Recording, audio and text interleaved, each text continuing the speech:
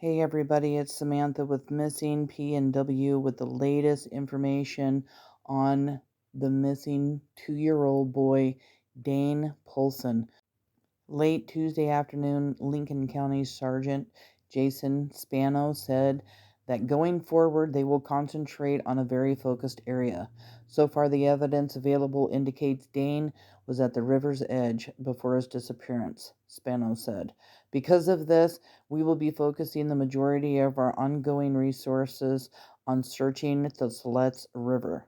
The Siletz River goes all the way out to the Oregon coast, and I've just got a lot of concerns with that. But we are praying here at Missing P&W for 2-year-old Dane Paulsen. If you have seen something, please say something and call the tip line at 503-265-0669. Dane Paulsen's parents own the Chowder House in Depot Bay, Oregon, and that's an area where me and my husband frequent and watch whales and eat chowder there at the Chowder Bowl. We hang out a lot at Celeste Bay and in Lincoln City, so yeah, this is pretty close to where we're at, so I'm just trying to keep an update for everybody out there, and please, everybody here, please keep praying for missing Dane Paulsen. Tonight, hundreds of search crews are working to bring 2-year-old Dane Paulsen home. He vanished 3 days ago from his family's home just north of Siletz. That is in Lincoln County. I'm Anthony Castro, one of the anchors here at KOIN TV. It's a story that we've been following for the past several days when that 2-year-old vanished outside of his parents' home back on Saturday afternoon. Since then, it has prompted a massive search effort from hundreds of local law enforcement officials, now involving the FBI, and many family members as well as neighbors and community members all coming together to find this little 2-year-old boy, Dane Paulsen. This is a look at some of the conditions that folks are working with there in Lincoln County. That's a photo of the little 2-year-old Dane Paulsen right there. You can see that there's a river that we're showing you right now, and that's because this has become a major area of concern. As I mentioned, this little boy vanished around 4 p.m. on Saturday afternoon. His family's property backs up to this river there in Lincoln County, and so that's why there's been this huge emphasis on dive teams, as you see in this video. We've also seen divers and drones, as well as dogs, all searching and combing through now hundreds of acres, I think totaling at last check more than 300 miles, and then more than 600 acres that those hundreds of volunteers have been scouring through. Again, this is a story that we have stayed on top of for several days. We're going to share a report that we filed a little bit earlier this afternoon from our reporter Ariel Sulk, who's been staying on top of this story. We're going to show you that now. KOIN 6 News, breaking news alert.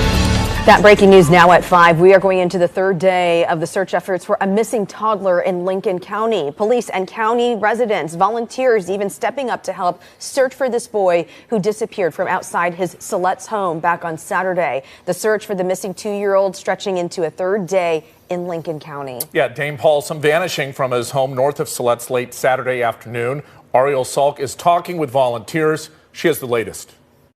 Hundreds of volunteers are out here on this day 3 of this search. I'm hearing even people from outside the state are here to help. This is every family's tragedy. A heavy presence in the river today, including boats, drivers, and drones in the air. I fish this river all the time. I have a drift boat and I drift it. And I'd say right now it's medium to where, 3 days ago the river was quite a bit higher and it was running a lot faster. One of the volunteers helping the search for the past 2 days lives in Salem. She called out sick from work just to keep searching. This is horrible. I hope he's found. So I came out here because if a mom calls for help, I want to come. So, yeah. So that's why I'm here. She's not alone. We've had people from Castle Rock, Washington, Boise, Idaho. This is an incredibly emotional time for this little community. Last night they held each other, sobbed, and prayed after a long day of searching for Dane Paulsen. On our knees, Father, we're crying out to you. We are asking you to hear our prayers. Hear those that are here, Father. Hear the prayers in the middle of the night. Hear the prayers throughout the day. Father, we need a miracle. We need this baby to be found. Lincoln County Sheriff's Office combed the area with help from other agencies, including the FBI, volunteers, filling in the gaps. We've got our own smaller maps that we're using compared to what the SO has. But according to the Sheriff's Office, Dane was playing in the yard of his home that backs up to a river, out of sight of his parents, around 4 p.m. yesterday when he disappeared. He was last seen wearing a gray fuzzy hoodie with teddy bear ears, black pants, and white shoes. As the search continues, community members want the family to know they are here for them. I hope he's found so that there's closure. I hope he's found. And all of us are with you. Initially, detectives say they were looking for a gold vehicle that may have been involved. They tell us that's no longer a lead. Ariel Salk, back to you. So again, that was a report that we filed a little bit earlier this afternoon from our Ariel Sulk, who again has been following this story very closely since it first broke on Saturday afternoon. We've been showing you those images of the nearby river from that little boy's family's property, and that is because the big concern here is that little 2-year-old Dane Paulsen can't swim. And so the concern is that maybe he ventured off and somehow got into the water. And so that's why there has been such this huge emphasis from those divers, from the boats, the drones from overhead, trying to figure out if they can get any sort of trace of that little 2-year-old boy. So many of you have been asking about Amber Alerts and why that has not been issued yet. And that is for a very specific reason. So the Sheriff's Office tells us there in Lincoln County that for this particular case, it doesn't qualify for an Amber Alert, and that is because they don't believe it's an abduction. There were some earlier reports that there was a suspicious vehicle that may have been involved in this case, but so far at this point, investigators have actually ruled that out. And so because Dane's disappearance at this point doesn't meet that criteria of an Amber Alert, they have not issued that. So that's why so many of us haven't seen those push alerts out on our phone. It's really become this grassroots community-led effort for neighbors and volunteers, as well as several law enforcement agencies, including the FBI, trying to find that little boy. What I can tell you now at this point is because we are well into the evening hours, the search for today has concluded. It wrapped just a short time ago. This is a live look here at Lincoln City. You can see it's quite dark, so trying to find a little toddler in these conditions would prove to be very difficult, although those officials are using a lot of different resources, including the search dogs and flashlights, but at this point they are deeming it too unsafe, and so they've stopped the search efforts for tonight. We are told they are expecting to resume those early tomorrow morning.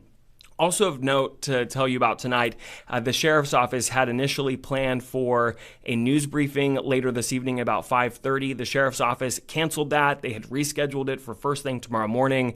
They have also canceled that as well, saying that they really have no new information to share in this case. And so again, they're relying on those new leads. They're relying on people who live and work in that area to report anything that you may have seen as it relates to this little boy. There's his photo right there. Just 2-year-old Dane Paulsen. Now, what he was wearing when he was last seen does not match that photo, so I do want to share that because, again, this is coming from the Sheriff's Office. We're told that he was wearing a gray fuzzy hoodie with teddy bear ears, black pants, and white shoes. Again, he was wearing a gray fuzzy hoodie with teddy bear ears on it. He was wearing black pants and white shoes. So the description of what he was wearing when he was last seen does not match that photo, but that should hopefully give you an indication of who those investigators are now looking for. Such a terrible, tragic situation. It really is every parent's worst nightmare, especially when we're talking about a large body of water, especially with some of the conditions that we've seen in the last several days.